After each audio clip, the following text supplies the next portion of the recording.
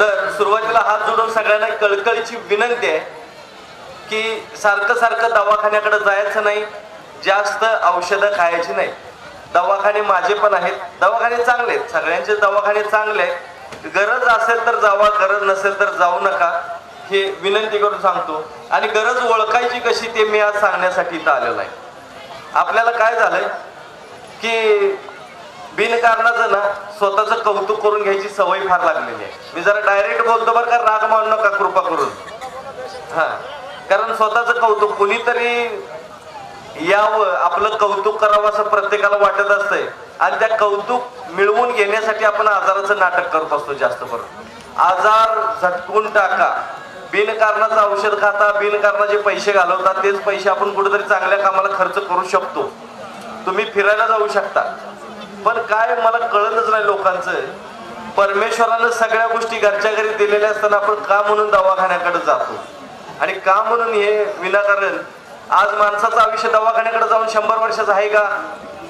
दवाखाने नव्हते त्यावेळी 100 वर्षाचं होतं की नाही? पण दवाखाने असताना आज 60, 70, 80 वर आयुष्य आलेलं आहे. 60, 70च म्हणू, 80 ची कमीच असतील मला वाटतंय, पण आयुष्य 60, 70 वर आलेलं आहे. आणि मृत्यू कसा असतो हे ह्या गावाला सांगायची काही गरज नाही, किल्लारीला सांगायची काही गरज नाही. प्रत्येकानं मृत्यू जवळनं बघितलेला आहे. या गावानं खूप सहन केलेला आहे. आणि परमेश्वर करो दुश्मनावर सुद्धा अशी वेळ येऊ नये म्हणून मी परमेश्वराकडे प्रार्थना करेन. त्याच पद्धतीनं कुणाला दवाखान्याकडे जायची वेळ येऊ नये ही प्रार्थना करेन. कारण काय झालंय, दवाखाने आता स्वस्त राहिलेले नाही. आणि मी माझं मनोगत किंवा माझी तळमळ आपल्यापर्यंत पोहोचवण्यासाठी आलेलं आहे. कसं होतंय, किरकोळ गोष्टीतून सुरुवात होतीने आपण हळूहळू आजारांच्या मागे लागतो.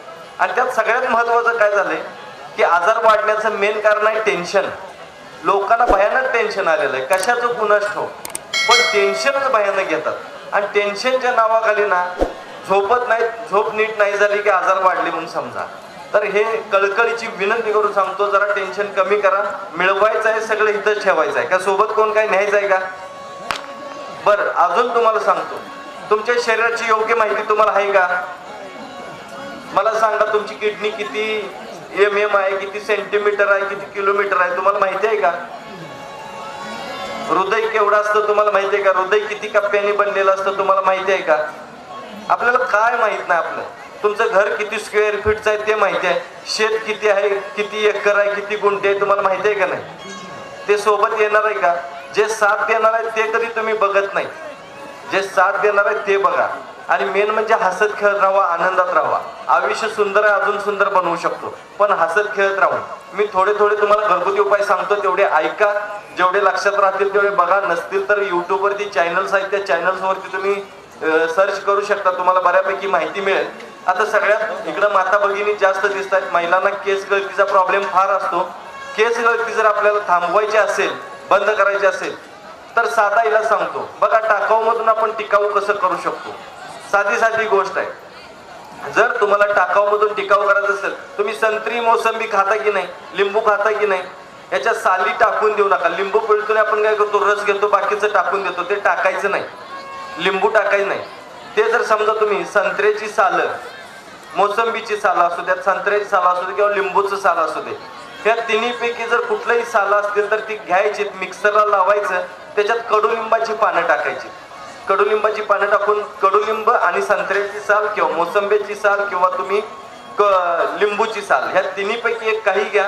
त्याच्यात कडुलिंबाची पानं टाकून ते स्मॅश करायचं, म्हणजे मिक्सरला वाटून घ्यायचं बारीक करून, थोडं पाणी टाकून, आणि ते केसांच्या मुळाला लावायचं. 15 ते 20 मिनिटं ठेवायचं. जास्त वेळ सुद्धा ठेवायची गरज नाही. 20 मिनिटं खूपच झाली, 15 मिनिटं कमीत कमी ठेवायचं. त्याच्यानंतर केस धुवून टाकायचे. तुमची केस गळती त्यावेळेपासून नाही कमी झाली ना तर मला विचारायचं. चॅलेंज आहे. किती सोपं आहे, किती खर्च आहे व्हायला? काय खर्च आहे का? कडुलिंबाची पानं फुकट आहेत, साला आपण अशी टाकून देतो. ते करू शकतो की नाही? नाही का करू शकत? सोपं आहे का नाही? ह्याच्यापेक्षा सोपं काय पाहिजे?